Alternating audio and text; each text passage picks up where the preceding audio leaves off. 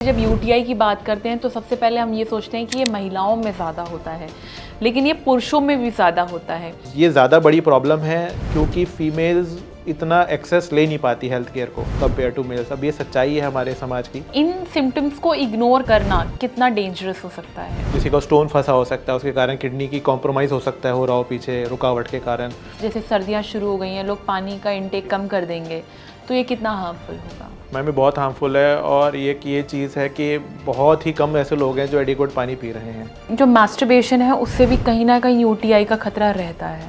Basically it is a hot bed for infection if that particular semen जो निकलता है। Full bladder पे intercourse नहीं करना चाहिए फीमेल्स को खास तौर पे। बार बार यूरिन जाने की प्रॉब्लम या फिर यूरिन का कलर चेंज होना या फिर इरिटेशन सा फील होना, कई बार आप लोग भी इन सिम्टम्स को इग्नोर कर देते होंगे, सोचते होंगे हो सकता है पानी नहीं पिया, पानी कम पिया, इस वजह से ये प्रॉब्लम हो रही है, पर नहीं।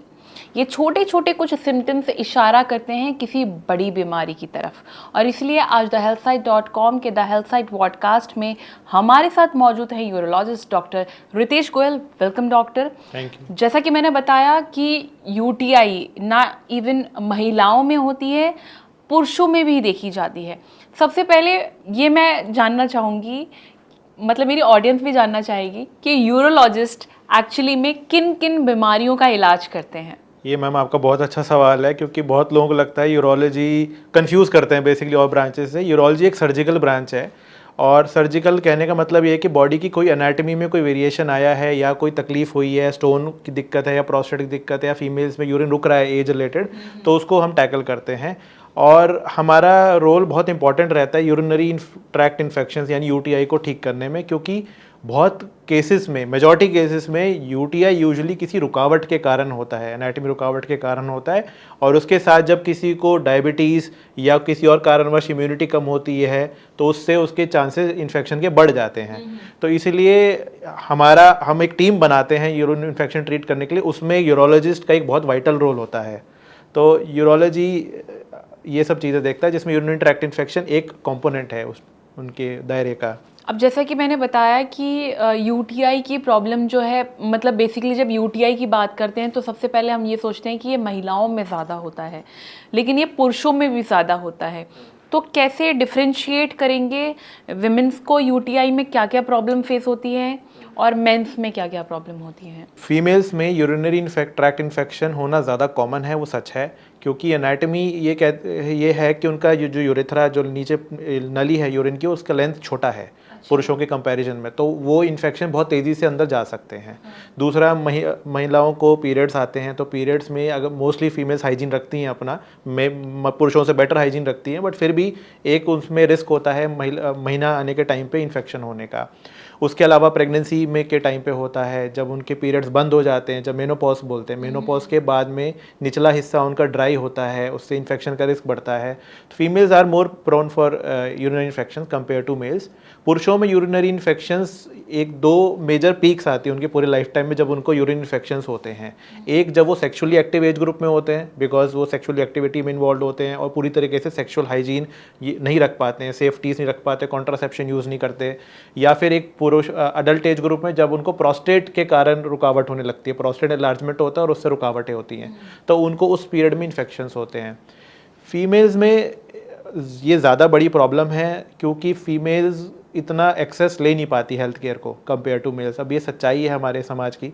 हमारे प्रैक्टिस में बहुत सारे फीमेल्स को देखता हूँ कि उनको ट्रीट करते हैं, उनको मैं ये प्रमोट करता हूँ कि आप अपने ग्रुप में जाइए, बात करिए, और आप ठीक हुए, अगर आपको लगता है अपने ग्रुप में कोई पीड़ित है तो उनको बोलिए आके हेल्प सीख करें, क्योंकि फीमेल्स अपने रिस्पॉन्सिबिलिटीज़ के कारण खुद सेल्फ केयर नहीं करती हैं। सेल्फ केयर तो करती हैं, बेसिकली एक्सेस नहीं करती हेल्थ केयर को। जितना सामने वाले के लिए एक्टिव रहती है उतना खुद के लिए नहीं रहती हैं। जी।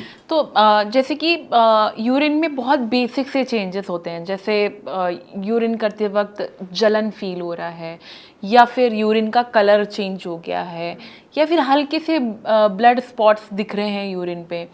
तो इन सिम्टम्स को इग्नोर करना कितना डेंजरस हो सकता है। मैम मोस्ट केसेस में तो ये इन्फेक्शंस के कारण ही होते हैं, बट कुछ केसेस में ये थोड़ा सा डेंजरस डायग्नोसिस भी आ सकती हैं। जैसे कि किसी का स्टोन फंसा हो सकता है, उसके कारण किडनी की कॉम्प्रोमाइज़ हो सकता है, हो रहा हो पीछे रुकावट के कारण। किसी को मेजर नॉन बैक्टीरियल इन्फेक्शंस हो रहे हो जो ज़्यादा तेज़ी से बढ़ सकते हैं और बाकी बॉडी में फैल सकते हैं।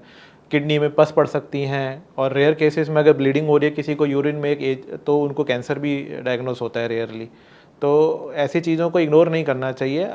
ब्लड कभी भी किसी को यूरिन में आ रहा है तो उसको हेल्थ केयर वर्कर के पास जाना चाहिए। आइडली ही शुड और she should visit a urologist.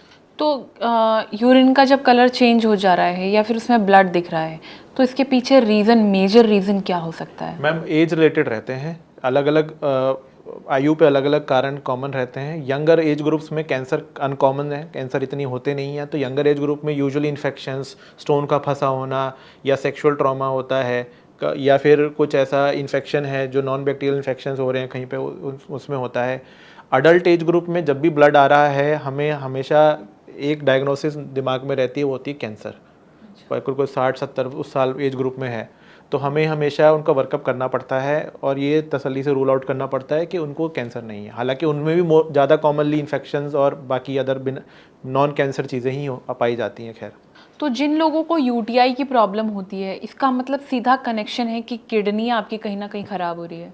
Ma'am urinary tract infections अलग अलग भाग के अलग अलग तरीके से प्रेजेंट करते हैं। अगर किडनी के इन्फेक्शंस हैं वो यूजुअली ज़्यादा सीरियसली प्रेजेंट करते हैं। वो फीवर के साथ पेशेंट का बीपी फॉल कर सकता है, हार्ट रेट बढ़ता है, भूख कम होती है, ओवरऑल पेशेंट सिक होता है, उनको हॉस्पिटलाइजेशन की ज़रूरत पड़ती है, आईवी एंटीबायोटिक ज़रूरत पड़ती है। तो किडनी इन्फेक्शन थोड़े ज़्यादा सीवियर होते हैं क्योंकि किडनी में बहुत वेस्कुलर ऑर्गन है, किडनी में बहुत ब्लड है, तो कुछ भी जाता है पर मिनट किडनी में बहुत ब्लड। तो जब भी किडनी के इन्फेक्शन होंगे बहुत तेज़ी से ब्लड में बढ़ते हैं वो। नीचे के जो इन्फेक्शंस होते हैं ब्लैडर के या प्रोस्टेट के हैं वो ज़्यादातर मैनेज हो पाते हैं ओपीडी बेसिस पे ही।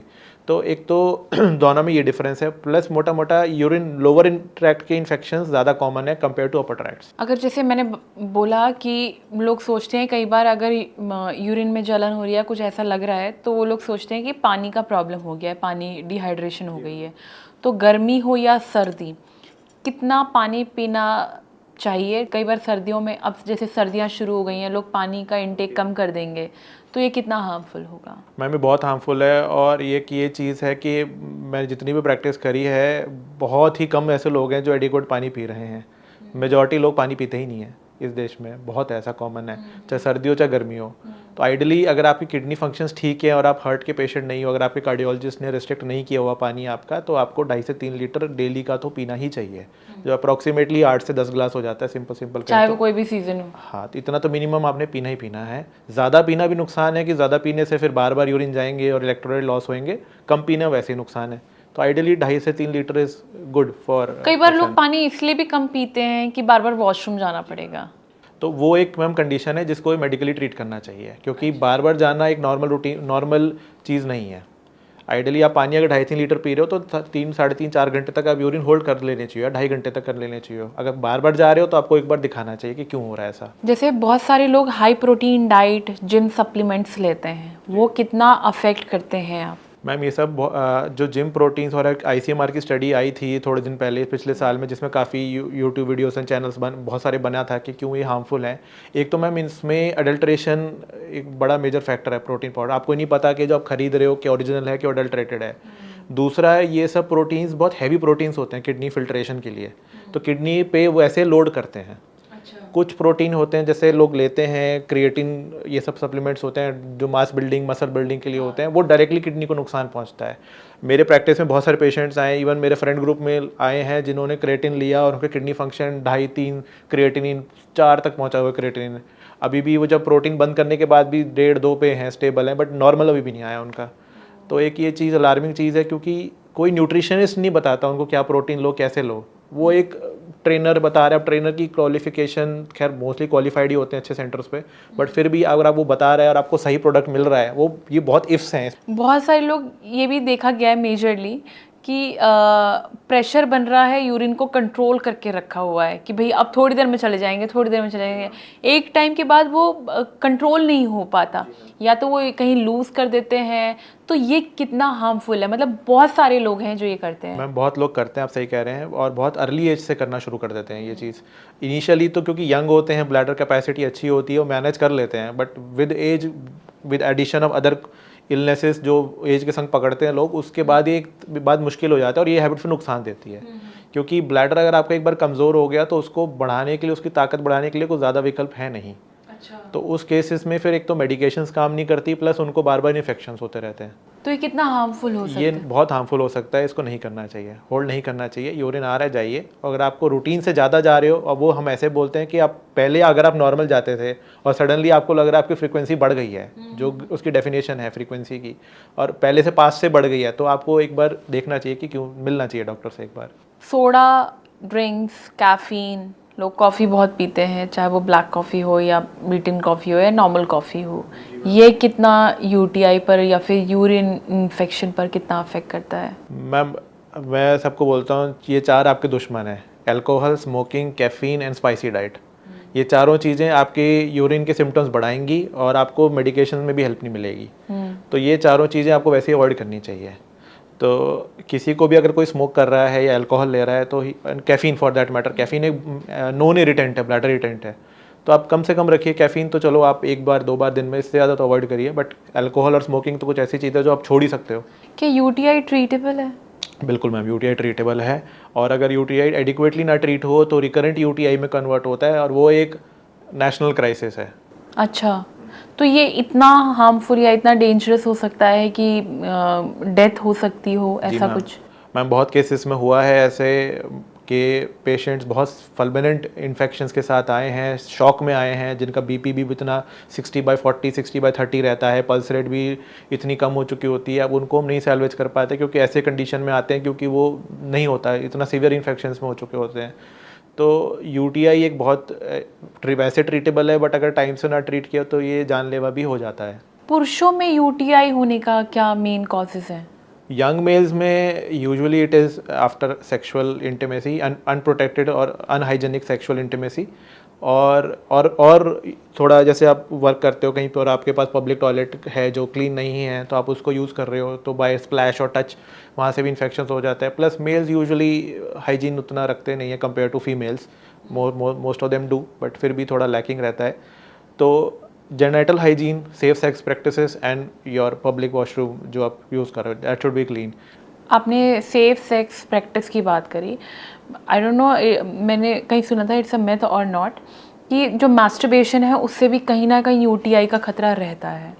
मैम मैस्टरबेशन से अगर मैस्टरबेशन के बाद कोई अगर क्लीन कर रहा है, मैस्टरबेशन के इशू ये रहता है, एक तो साइकोलॉजिकल इशू है, क्योंकि आज बहुत ज़्यादा मैस्टरबेशन करते हैं तो उससे psychologically people are at they are gratified at a higher level, so they get erectile dysfunction, that is psychological aspect. More or less masturbation के बाद अगर आप साफ़ सफाई नहीं कर रहे हो इजैकुलेशन के बाद, तो वो एक basically it is a hot bed for infections, if that particular smegma जो निकलता है, सीमेन जो निकलता है, तो that is a hot bed for infection. Otherwise जब जो लोग बिल्कुल मैस्टरबेट नहीं करते हैं उनमें भी इन्फेक्शन का रिस्क होता है, उसमें प्रोस्टेटाइटिस का रिस्क होता है। क्योंकि आप जब मैस्टरबेट करते हो तो आपका प्रोस्टेट और सेमिनल वेसिकल, जो दो एक ग्रंथियाँ होती हैं जो रिप्रोडक्टिव ट्रैक्ट में, वो भी स्क्वीज होकर अपने सिक्रीशंस बाहर निकालती हैं। अच्छा। तो अगर आप वो नहीं करता है, कोई सपोज करता ही नहीं है, तो उसमें प्रोस्टेट के अंदर भी इन्फेक्शंस कॉमन है, क्योंकि प्रोस्टेट के अंदर का सिक्रीशन नहीं निकल रहा है, और प्लस अगर हाइजीन भी नहीं रख रहे हैं, पानी भी नहीं पी रहे हैं, तो अदर से वैसे भी वो सेक्सुअली एक्टिव एज ग्रुप में है, तो प्रोस्टेट की इन्फेक्शंस पकड़ना बहुत आसान है। जो प्रोस्टेट कैंसर होते हैं, इसके बेसिक सिम्टम्स कहाँ से शुरू होते हैं? मैम प्रोस्टेट कैंसर के अलग से कोई सिम्टम नहीं है, अनलेस वो फैल जाए। फैल के अगर हड्डियों में फैल जाएं या इतने बढ़ जाएं कि यूरिन का रास्ता रोकें, किडनी फंक्शन ख़राब हो, तब तो सिम्टम्स आते हैं। यूजुअली जो उनके प्रोस्टेट कैंसर के सिम्टम्स होते हैं प्रोस्टेट एनलार्जमेंट वाले ही होते हैं, जैसे पेशाब रुक रुक के आना, रात में बार बार पेशाब उठना, दिन में बार बार जाना, स्ट्रीम शुरू होती है फिर रुक जाती है, जो पेशेंट्स को लगता है यूरिन हमारा अंदर और आ रहा है, लोग और आना चाहिए, रुक गया है, तो ऐसे लोगों में हम स्क्रीनिंग करते हैं, PSA स्क्रीनिंग। तो उसमें ब्लड टेस्ट करते हैं हम उनका, और एक रेक्टल एग्जामिनेशन करके प्रोस्टेट की फील लेते हैं कि प्रोस्टेट की कैरेक्टरिस्टिक कैसी है, मतलब कैसा फील हो रहा है उंगली पे। अगर हार्ड ज़्यादा फील हो रहा है या नोड्यूल फील हो रहा है तो उसको सस्पिशियस होता है कि कैंसर की तरफ है। प्लस PSA अगर रेफरेंस रेंज से ज़्यादा है तो again it is suspicious for prostate cancer. अच्छा, तो ये क्योरेबल है क्या? प्रोस्टेट कैंसर का इलाज है? प्रोस्टेट कैंसर का इलाज है, और बहुत एडवांस्ड इलाज अवेलेबल है, और हमारे कंट्री में हम बहुत almost at par with major western countries हैं जहाँ पे भी हम एट पार ट्रीटमेंट अवेलेबल है हमारे पास। कई बार यूरिन से स्मेल आती है, बहुत गंदी स्मेल आती है, या फिर मैं कहूँ जो जो महिलाओं में वजाइनल डिस्चार्ज होता है वो काफ़ी स्मेली होता है, तो ये इसको नॉर्मल समझा जाए ये, या फिर एक ये सिग्नल है? मैम कुछ टाइम पे जैसे प्रेगनेंसी के टाइम पे अगर थोड़ा बहुत डिस्चार्ज हो रहा है वो नॉर्मल होता है, अनलेस वो पे फीमेल्स को रेडनेस हो रही है, इचिंग हो रही है, फीवर आ रहा है तो उसको दिखाना चाहिए। Otherwise any form of discharge if it is a nuisance should be evaluated for females, because अगर वेजिनाइटिस जैसे वेजाइनल डिस्चार्ज या वेजिनाइटिस रहता है, यूजुअली बैक्टीरियल रहता है, फंगल ज़्यादा कॉमन है, फंगल रहता है, तो वो अगर वो रिप्रोडक्टिव एज ग्रुप में है तो हस्बैंड एंड वाइफ एक दूसरे को क्रॉस इन्फेक्ट करते रहते हैं। अच्छा। हस्बैंड को अगर होता है, हस्बैंड जाके अपना इलाज करा लेता है, वो ठीक हो जाता है, फिर वो इंटीमेसी रखते हैं, फिर वो इन्फेक्ट हो जाते दोबारा हो हैं। जाता तो है। ये तभी हम जब मेरे पास कोई पेशेंट आता है फंगल इन्फेक्शन के संग मेल पेशेंट आता है तो मैं उनको बोलता हूँ अपने पार्टनर को भी एक बार जाके चेक करवाइए, गायनेकोलॉजिस्ट को। हो सकता है उनको भी सब थोड़ा बहुत इन्फेक्शन हो रहा हो, अब दोनों साथ में ट्रीटमेंट लीजिए, वरना आप एक दूसरे को करते रहोगे ये साइकिल खत्म नहीं होएगी ये। और प्लस फीमेल्स में क्योंकि यूरेथ्रा छोटा है एनाटमी के कारण तो वो यूरिन इन्फेक्शन हो जाएगा उनको, फिर उनमें फिर वो चलते रहते साइकिल वो। तो इसीलिए वेजाइनल इन्फेक्शन, वेजाइनल डिस्चार्ज एक रिप्रोडक्टिव एज ग्रुप फीमेल को जरूर जाके दिखाना चाहिए गायनेकोलॉजिस्ट को। तो यूटीआई से बचने के लिए सेफ सेक्स प्रैक्टिस क्या रहेगी? मैम सबसे ज़रूरी तो ये है कॉन्ट्रासेप्शन यूज़ करें, और उसके बाद ये जो लुब्रिकेंट्स होते हैं या स्पर्मिसाइडल एजेंट्स होते हैं इनको कम से कम यूज़ करें। अगर आप वैसे ओरल कॉन्ट्रासेप्शन यूज़ कर सकते हैं, अगर या बैरियर कॉन्ट्रासेप्शन यूज़ कर सकते हैं, ऐसे कॉन्डम्स होते हैं। इसके अलावा मैम फुल ब्लैडर पे इंटरकोर्स नहीं करना चाहिए फीमेल्स को, ख़ास तौर पे इंटरकोर्स के बाद यूरिन करना चाहिए और लोकल एरिया को क्लीन करना चाहिए। जब वाइप करें वो उसके बाद तो वाइप आगे से पीछे की तरफ करें, पीछे से आगे वाइप ना करें।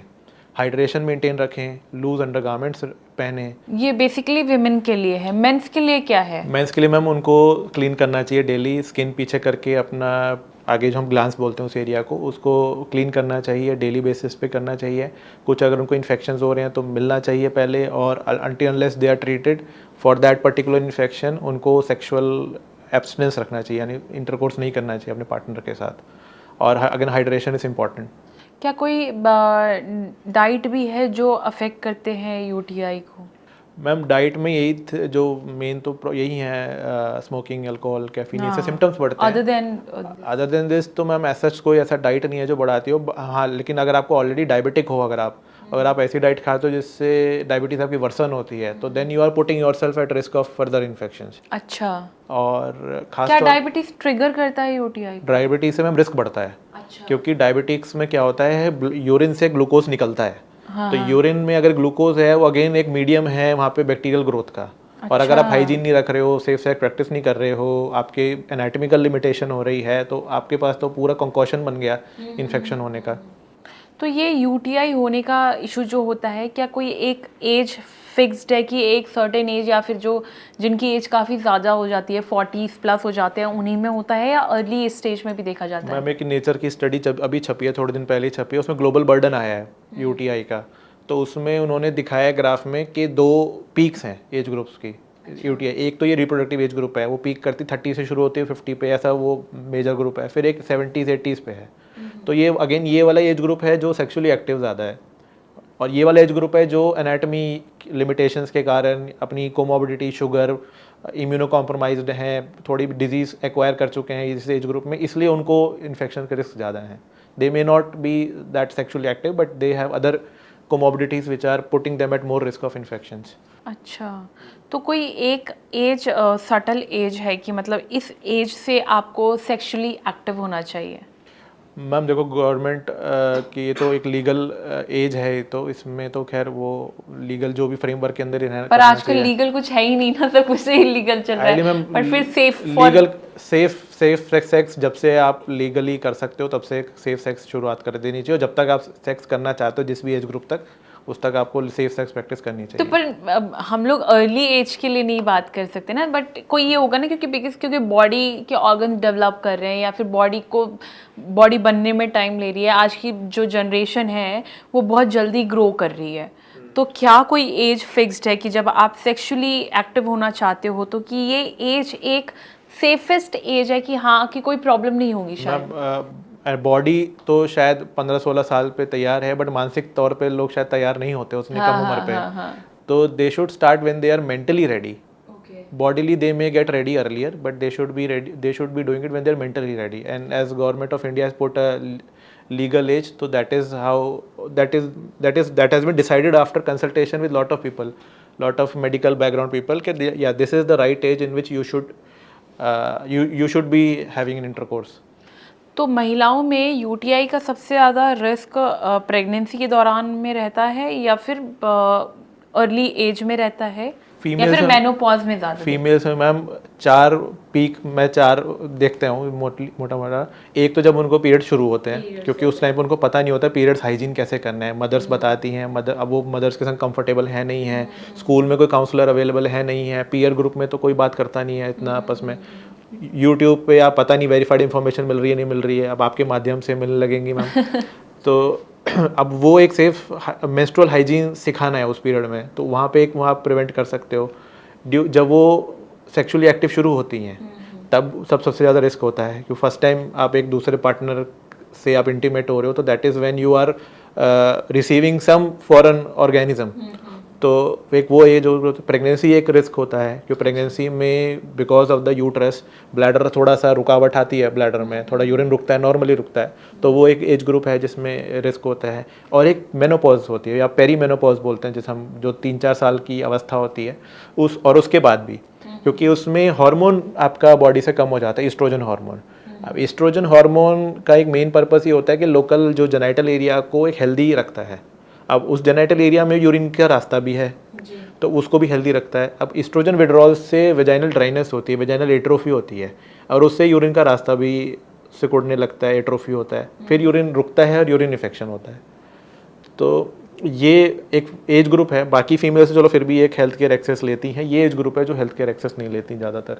आपने कभी ऐसे कोई केस देखे हों जिसमें बहुत मतलब महिलाओं या पुरुषों में किसी को पता ही नहीं है कि यूटीआई हो गया है, या फिर उनको समझ में ही नहीं आ रहा है कैसे? बहुत कॉमनली होता है मैम। एक बार एक फ़ीमेल आई थी जिनको रिकरेंट यूरिन इन्फेक्शंस था, और उनकी मेन इशू थी कि वो फॉरगेटफुलनेस थी उनको।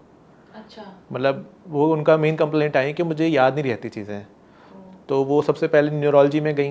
न्यूरोलॉजी में वहाँ पे उन्होंने असेस किया, देखा कि थोड़ा बहुत डेफिशिएंसीज़ हैं, न्यूट्रिशनल डेफिशिएंसीज़ हैं, वो सब उन्होंने चालू किया। उसके बाद उन्होंने बोला कि मेरे को यूरिन में भी दिक्कत आ रही है, एक बार मुझे वो सब भी दिखा तो लगे हाथों में आई हूँ यहाँ तो मेरे पास आई। मैंने उनको बोला कि आंटी आपको दिक्कत तो लग रही है, एक बार कल्चर करके देखते हैं कि वैसे सिम्टम्स मैंने पूछे कि आपको कि ये दिक्कत होती है, उन्होंने कहा इतनी नहीं है, थोड़ी बहुत तो होती है इस उम्र पर, जो उनका मानना होता है इतना सबको होता है। मैं कोई नहीं आप कराओ, तो फिर कराया तो उसमें इन्फेक्शन आया यूरिन में, और प्लस यूरिन काफ़ी रुक रहा था। अच्छा। तो जैसे मैं एट्रोफी बताया, तो मैंने गायनेकोलॉजिस्ट को दिखाया, उन्होंने बोला कि हाँ लग रहा है ड्राई है, एट्रोफी है, और साथ में उनका थोड़ा जो यूरिन का रास्ता था सिकुड़ रहा था। अच्छा। तो वो हमने उनसे बात करके उसको थोड़ा सा हमने किया, एक छोटा प्रोसीजर करके उसको खोला हमने। तो वो किस रीज़न से हुआ होगा? मैम वही ईस्ट्रोजन विड्रॉल से एट्रोफी नोन है मैम, वेजाइनल एट्रोफी नोन है। Every female may not suffer with it, but जिनको होता है उनको सिग्निफिकेंटली। और ये कोई एज पे होता है ऐसा कुछ? पोस्ट मेनोपॉज होता है मैम, पोस्ट मेनोपॉज होता है। तो उनका बस हमने इन्फेक्शन ट्रीट किया, उनको थोड़ा लंबा कोर्स एंटीबायोटिक की ज़रूरत पड़ी, बट उसके बाद उनको ये सारे सिम्टम्स ठीक हो गए, बिकॉज वो क्योंकि यूरिन पूरा कर पा रही थी, तो रात को उठ नहीं रही थी, रात को अच्छी तरह सो रही थी, तो उनकी ओवरऑल मेंटल स्टेट बेटर हो गई, डिप्रेशन कम हो गया, उनकी मेमोरी बेटर हो गई। इसी चक्कर में सारा साइकिल था। जाने से पहले मैं चाहूँगी कि आप हमारे हेल्थ साइट के ऑडियंस को यूटीआई को लेकर एक टिप्स, बेसिक टिप्स जो उन्हें डेली रूटीन में फॉलो करना चाहिए, इधर वो डाइट को लेकर हो, चाहे वो पीरियड्स हो या फिर सेफ सेक्स प्रैक्टिस हो, मैं चाहूँगी आप प्लीज़ हमारी ऑडियंस को बताएं, ताकि क्योंकि बहुत ज़्यादा अवेयरनेस यूटीआई को लेकर लोगों में है नहीं। यूरिन ट्रैक्ट इन्फेक्शन प्रिवेंटेबल है, और इसके लिए काफ़ी लोग अब कोशिश भी कर रहे हैं इस माध्यम से, मैम के माध्यम से, कि हम पहुंचाएं आप तक इन्फॉर्मेशन। सबसे पहले जो इकलौता ब्रह्मास्त्र आपके पास है वो है पानी। अगर आप पानी एडिक्वेटली नहीं पिएंगे तो कुछ भी काम नहीं करेगा और इन्फेक्शन होगा ही होगा। तो पानी 2.5 से 3 लीटर आपको डेली का पीना ही पीना है, अगर आप किडनी फंक्शन और हार्ट फंक्शन आपका ठीक है। सेफ सेक्स प्रैक्टिसेस हमेशा करनी है, चाहे आप किसी भी एज ग्रुप में बिलोंग करते हैं। और उसके बाद डाइट में ख़ास तौर पे ग्रीन टी हेल्प करती है सिम्टम्स में, और ओवरऑल इन्फेक्शंस भी कम होते हैं। प्रोबायोटिक्स आप ले सकते हैं, दही खा सकते हैं। दही एक ऐसी चीज़ है जो बहुत लोग नहीं खाते हैं मौसम देख के या कोई दिन देख के नहीं खाते हैं, बट ऐसा कुछ है नहीं। दही आप खाइए क्योंकि प्रोबायोटिक से इन्फेक्शंस कम होता है। इसके अलावा अल्कोहल अवॉइड करिए, स्मोकिंग अवॉइड करिए, क्योंकि ये दोनों आपकी इन्फेक्शन भी बढ़ाएंगे और आपको अदर जानलेवा बीमारियों की तरफ भी लेके जाएंगे। इसके अलावा जो दूसरी इंपॉर्टेंट चीज़ ये है कि जब भी आप किसी से कंसल्ट करते हैं तो कोशिश करिए उनसे कंसल्ट करें जो इस चीज़ को देखते हों रादर, क्योंकि अगर आप किसी के पास भी जाएंगे तो आपको एंटीबायोटिक्स शुरू होंगी और एंटीबायोटिक्स आपको हो सकता है आइडियल एंटीबायोटिक्स ना शुरू हों। आज तो आपको फ़ायदा हो जाएगा बट आपकी बॉडी में आगे के लिए रेजिस्टेंस बन जाएगी और एक कम्युनिटी रेजिस्टेंस बन जाएगी। और मैं बस ये चाहता हूँ कि आप सब लोग सेफ प्रैक्टिसेस करिए, हाइड्रेशन रखिए और डाइट अपना नेचुरल जितना हो सके नेचुरल डाइट लीजिए। एक चीज़, अभी आपने जब पानी वाली बात कही तो मेरे दिमाग में एक सवाल आया कि जो लोग प्रॉपर अपने आप को हाइड्रेट रखते हैं उनमें भी यूटीआई के इश्यूज होते हैं।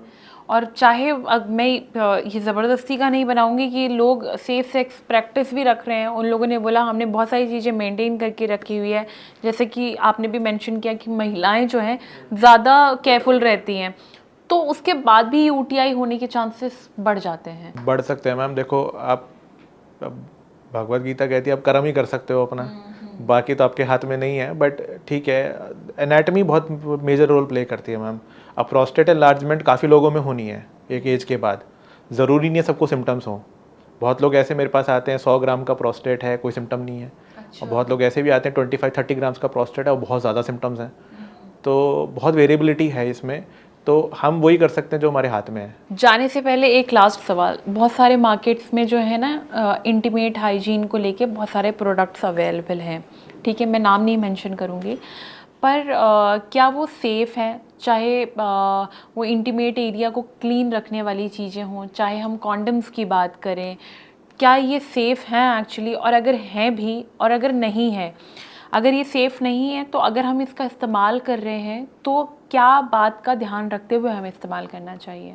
मैम सबसे पहले तो जो सब मैं उसी पे आता हूँ, इंटीमेट वॉशेस एंड वाइप्स पे आता हूँ। इंटीमेट वॉशेस एंड वाइप्स एक क्लिनिकल इंडिकेशन के लिए दी जाती है और वो एक गायनेकोलॉजिस्ट बताएगी कि ज़रूरत है कि नहीं है, based on the what she is finding on local examination.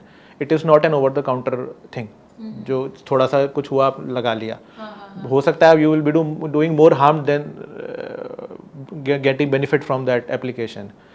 Condoms for both male and females are important, क्योंकि आप not just UTI, you are also preventing yourself from sexually transmitted infections, STIs बोलते हैं जिनको, तो fungal infections तो ये भी common है। ये अगर यूरिन में नहीं हो रहा है, वजाइना में इन्फेक्शन तो प्रिवेंट हो रहा है फीमेल्स को। उसके अलावा जो बाकी चीज़ें आती हैं, अब काफ़ी बार स्प्रेज आते हैं, क्रीम्स आती हैं, अब ये सब चीज़ें इनका रोल बहुत ही डाइसी रोल्स हैं। कुछ चीज़ें कुछ लोग बोलते हैं कि they actually benefit, some people say they may not benefit. The only simple thing, my message is just do simple things.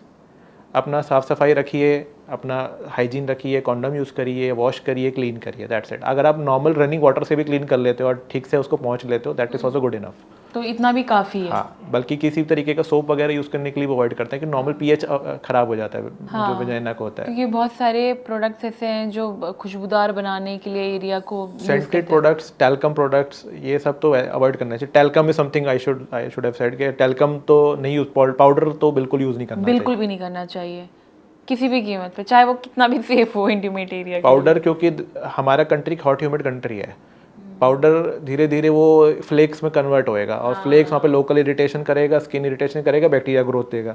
अच्छा, तो पाउडर से अवॉइड करने चाहिए उस जेनेटल एरियाज में। रादर क्रीम्स एंड सबसे सिंपल कोकोनट ऑयल। तो simple है कोकोनट ऑयल जो आपको दुकान मिल जाता है आसानी से, वो सबसे बेस्ट चीज़ है।